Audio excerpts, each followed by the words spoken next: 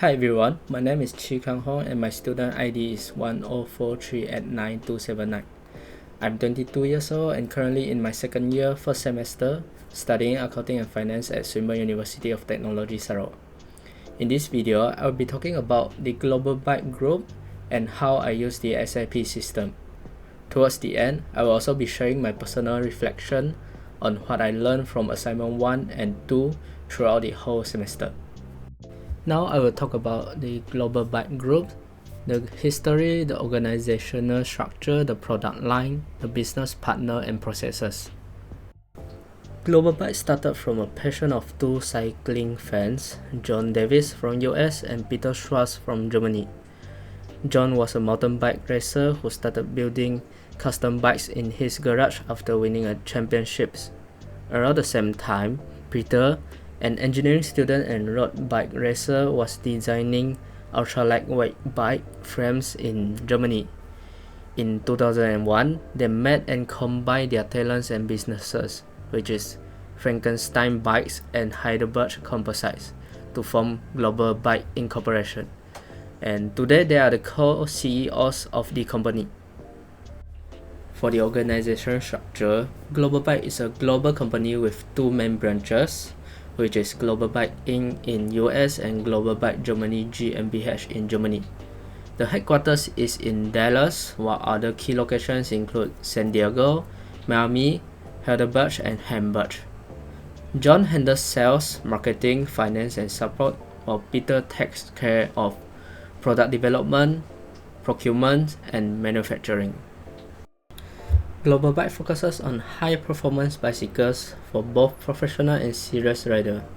Their products are known for high performance, durability, and cutting-edge design.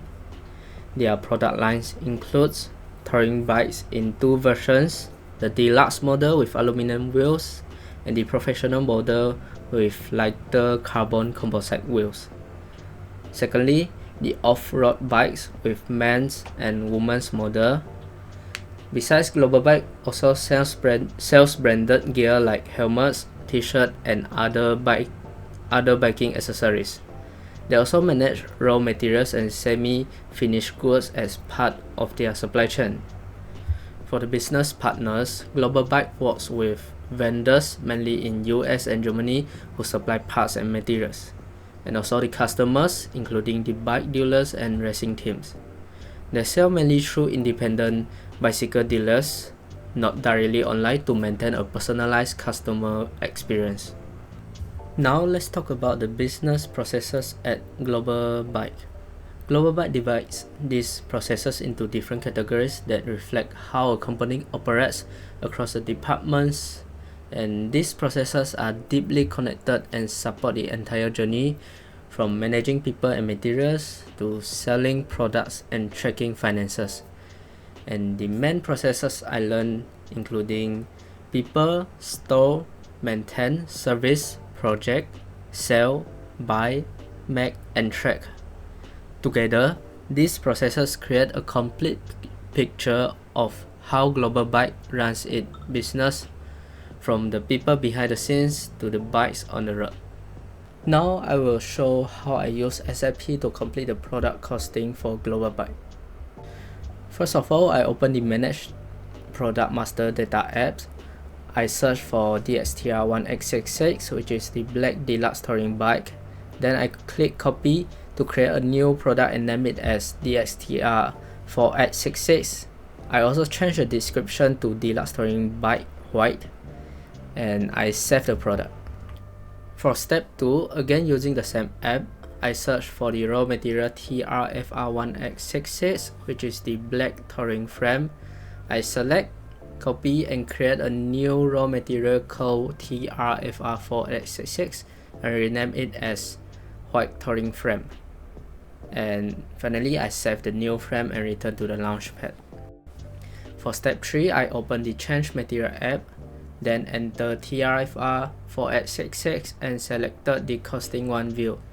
I chose plant DL00 and check the boxes with quantity structure and material origin. After that, I save all the changes. In step 4, I use maintain build of Material app, I entered DSTR1x66 as part of the best product and plan DL00 to copy its BOM. After that, I created a new BOM for DSTR4x66. Inside the BOM, I replaced item 20 with my new white frame TRFR4x66. After that, I save and confirm the BOM. With the BOM done, I move on to routing. I use the Create Routing app and enter DSTR4x66 and plan DL00. Instead of building from scratch, I copied the routing from DSTR1x66 just like I did for the BOM.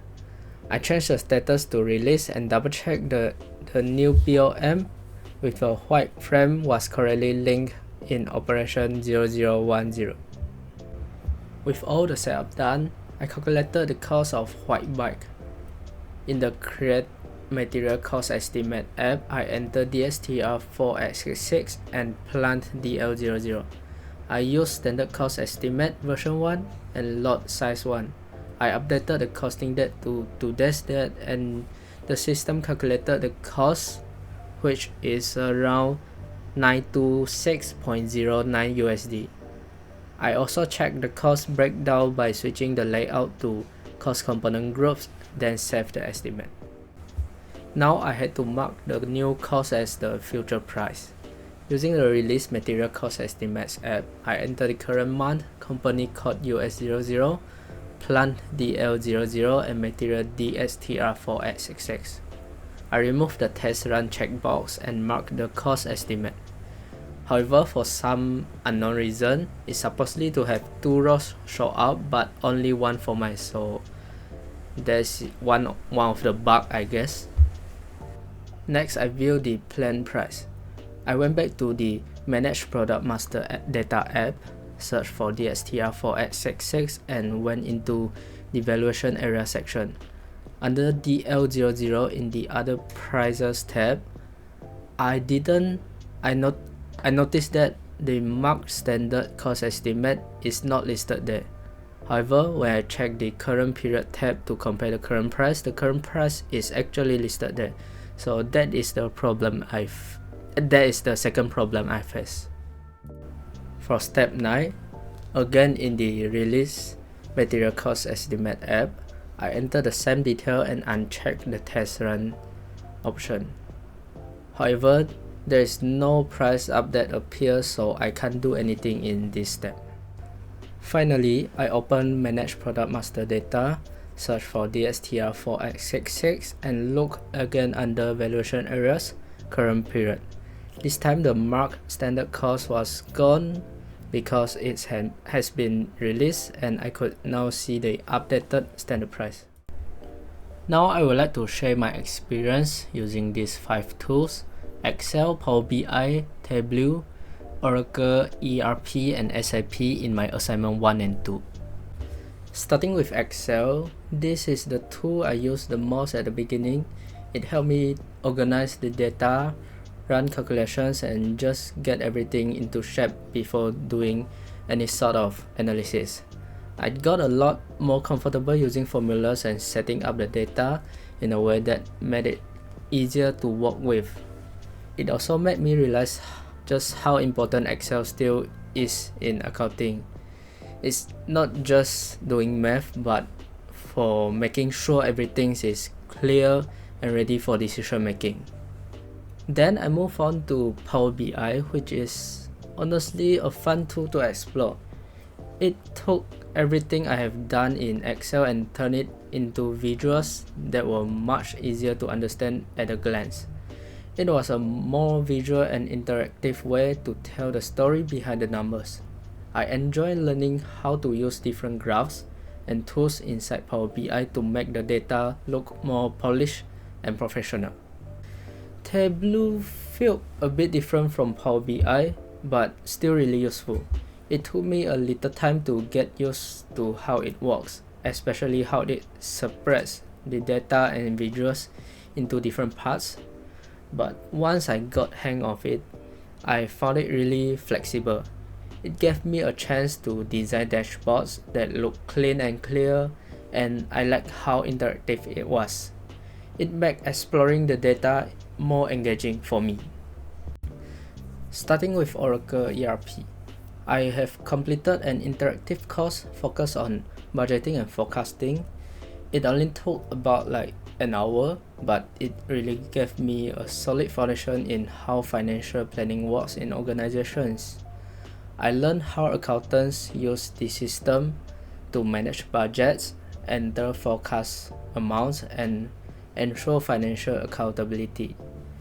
What made it more engaging was how we could earn badges as we progress, and which I have shared on LinkedIn.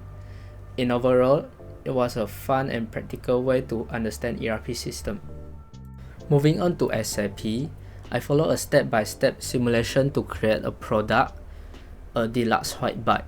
I managed to complete the step 1 to step 6, but during step 7, there is an issue that stopped me from finishing the final step correctly. But still, I gained a lot of knowledge from the process. SAP showed me how management accountants are involved in pricing, costing, and decision making. Even though I didn't complete all of it, the experience gave me valuable insight into how ERP systems work behind the scenes and in managing business operation. Now I would like to share my reflection on assignment 1 and also assignment 2. In assignment 1, I was introduced to Excel, Power BI, and Tableau for data visualization. It was my first time using all these tools to create a graph and also visuals, and it really helps me to improve my understanding of how they work. Although I have made some progress, but I know that there is still some room for me to improve in using all these platforms more efficiently. We also use AI tools like Gemini and Copilot to interpret sales data. It was my first time experience integrating AI into my assignments, and it gave me a new perspective on how AI can support data analysis.